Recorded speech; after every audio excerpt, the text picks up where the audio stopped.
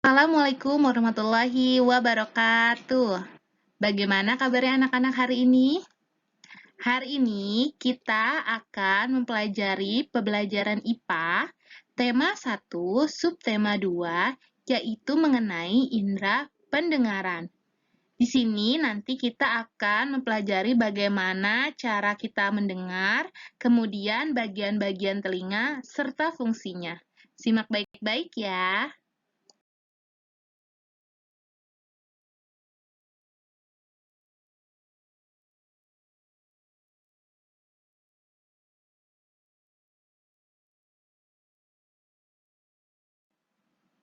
Sebelumnya, Ibu telah menjelaskan mengenai pemantulan bunyi. Nah, pemantulan bunyi itu mempunyai dua jenis, yaitu yang disebut gema dan yang disebut gaung. Gema itu adalah bunyi pantul yang terdengar setelah bunyi aslinya. Contohnya, saat kalian mencoba berteriak di ketinggian atau di tebing. Jadi bunyinya itu setelah kalian bilang halo, maka akan diikuti bunyi halo selanjutnya. Jadi terdengar setelah bunyi aslinya. Yang kedua adalah gaung, yaitu bunyi pantul yang terdengar bersamaan dengan bunyi aslinya. Contohnya saat kalian berteriak di kamar mandi yang sedang tertutup, maka bunyi suara kalian akan bersamaan dengan suara kalian yang asli.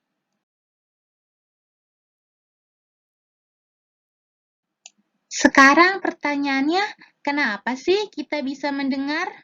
Ayo, ada yang tahu nggak nih kenapa kita bisa mendengar?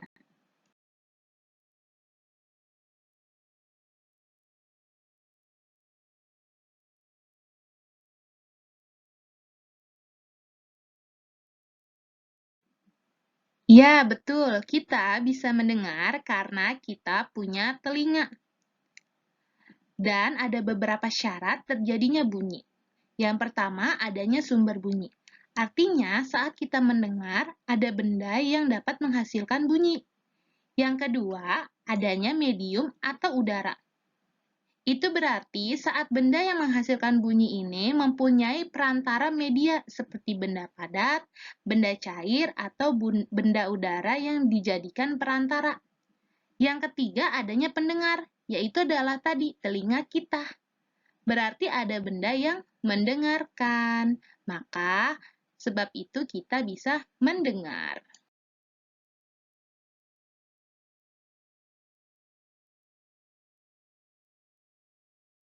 Telinga kita sendiri mempunyai dua fungsi.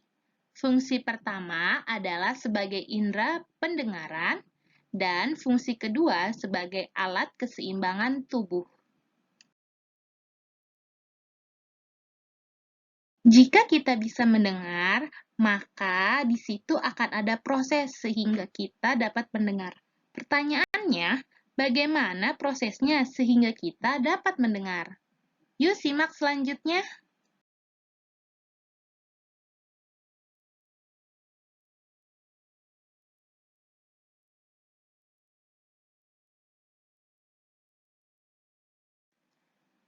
Nah, berikut proses terjadinya pendengaran. Yang pertama, suara dari luar masuk ke telinga melalui udara.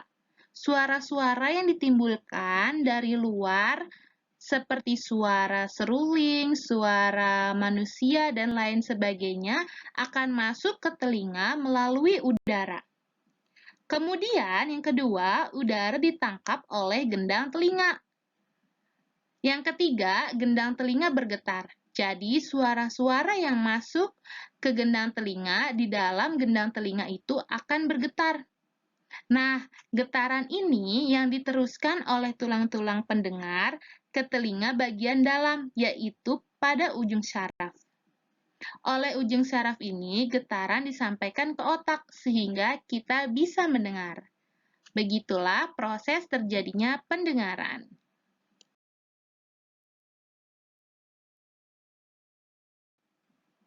Selanjutnya, kita akan mempelajari bagian-bagian telinga serta fungsinya.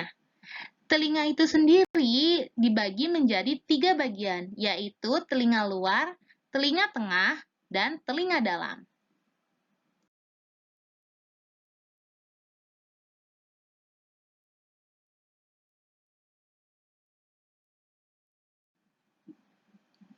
Di dalam telinga bagian luar terdapat daun telinga, lubang telinga, dan saluran telinga. Daun telinga berfungsi menangkap gelombang bunyi dan melindungi telinga dari kotoran. Kemudian, lubang telinga adalah daerah yang dibulatkan. Di sini, fungsi dari lubang telinga adalah sebagai tempat masuknya bunyi ke dalam telinga. Yang ketiga ada saluran telinga.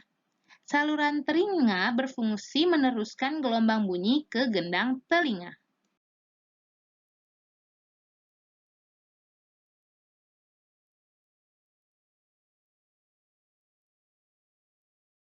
Selanjutnya, telinga bagian tengah. Telinga bagian tengah terdapat gendang telinga, tulang pendengaran, dan tabung eustachius. Gendang telinga merubah bunyi menjadi getaran. Kemudian, tulang pendengaran berfungsi memperkuat dan menghantar getaran ke saluran telinga yang lebih dalam. Yang terakhir, tabung eustachius, yaitu penghubung antara rongga mulut dengan telinga. Bagian telinga yang terakhir adalah telinga bagian dalam. Terdapat 3 saluran tengah lingkaran atau yang disebut kanal setengah lingkaran yang berfungsi menjaga keseimbangan tubuh dan rumah siput atau koklea yang berfungsi mengubah getaran menjadi impuls atau saraf dan meneruskannya ke otak. Nah, jadi di sini tugasnya rumah siput atau koklea yang menghantarkan dan meneruskan gelombang suara ke otak sehingga kita dapat mendengar.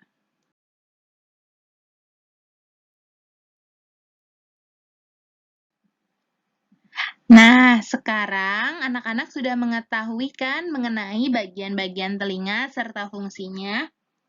Telinga kita adalah organ tubuh yang penting dan merupakan organ tubuh yang lemah. Karena gendang telinga kita hanyalah selaput tipis yang mudah pecah atau sobek. Telinga juga bisa mengalami kelainan dan terserang penyakit. Contoh penyakit atau gangguan telinga adalah penyakit tuli. Penyakit tuli itu adalah ketidakmampuan telinga dalam mendengar bunyi atau suara. Jadi telinganya tidak bisa mendengar. Nah, tuli ini bisa disebabkan oleh kerusakan pada gendang telinga atau tersumbatnya ruang telinga serta rusaknya saraf pendengaran.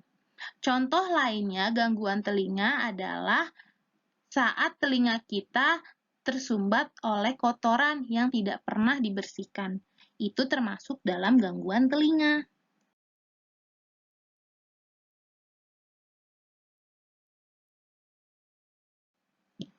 Maka dari itu, kita harus menjaga dan merawat telinga kita agar telinga kita dapat berfungsi dan bekerja dengan baik.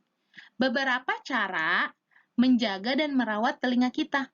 Yang pertama, mendengarkan musik dengan volume sedang atau menghindarkan telinga dari suara yang terlalu keras. Yang kedua, menjaga telinga dalam kondisi kering dan jangan terlalu lama dibiarkan lembab. Serta yang ketiga, membersihkan telinga dengan teratur. Benda yang digunakan untuk membersihkan telinga juga harus lunak. Jangan pakai benda yang keras karena akan merusak gendang telinga.